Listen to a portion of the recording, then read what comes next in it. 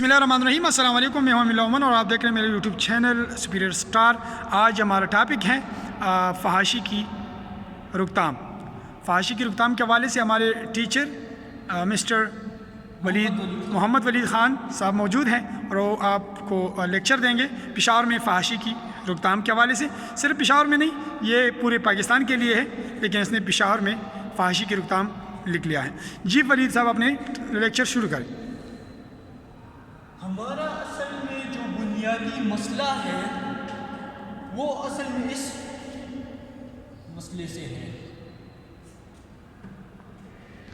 लोग हमारे मौलवी हजरात की बात नहीं सुनते। मैं खुद जो है मस्जिद तो इतना कभी खास गया नहीं हूँ, लेकिन अकीदा मेरा अपनी तरफ से पक्का है। मैं इन लोगों से ये सवाल पूछना चाहता हूँ कि आप लोग मस्जिद जाते हैं, ठीक है, लेकिन फिर मस्जिद के बाहर आपने सर पर टोपी पहनी होती है तो बाहर आप लोग क्या देख रहे होते हैं? मस्जिद के कोनों पे खड़े होते हैं। क्या ये चीज़ सरासर इस्लाम की दुश्मनी नहीं है?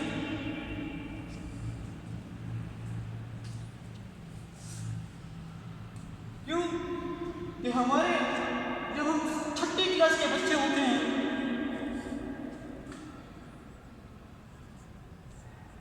यानी जब हम 6th क्लास की, ठीक है, तो अक्सर इनका जो लिबिडो का जो फैक्टर होता है,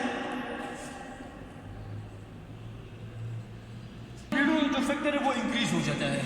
ठीक है, ये मैं इस लेक्चर का पार्ट 1 बना रहा हूँ। लिबिडो क्यों इंक्रीज होता है? क्योंकि हम जिस तरह की सोसाइटीज में बैठ जाते हैं वो दो इकसाम की होती है। एक होती है गुड कंपनी, एक होती है बैड कंपनी। अगर आप गुड कंपनीज में बैठते हैं तो आपको फायदा हासिल होता है, और आप बैड कंपनी में बैठ कर नुकसान मत करें। क्यों? क्योंकि बैड कंपनी असल में आपके, मैंने एक टॉपिक सोशियोलॉजी में पढ़ा था, पीर ग्रुप प्रेशर।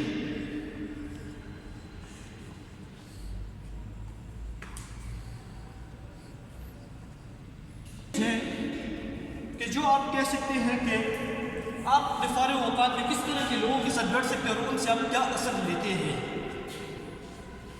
जो असर आप लेते हैं वो फायदेमंद है या नुकसान है?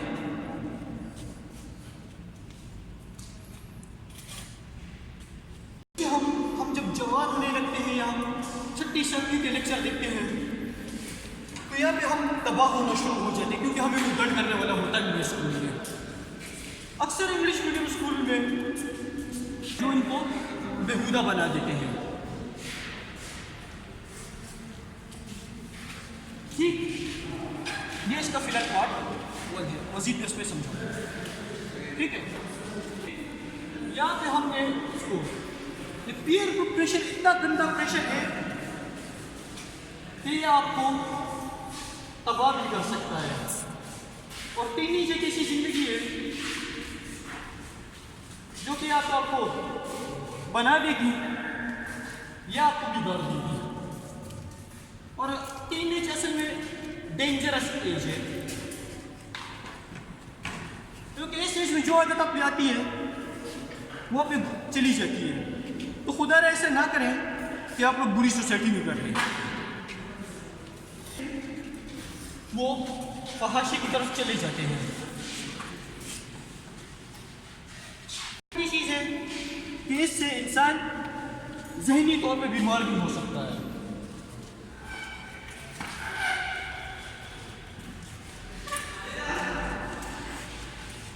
ठीक है, मज़ीद में आपको उसके पार्ट 2 पे समझाऊंगा। वर्ड करो।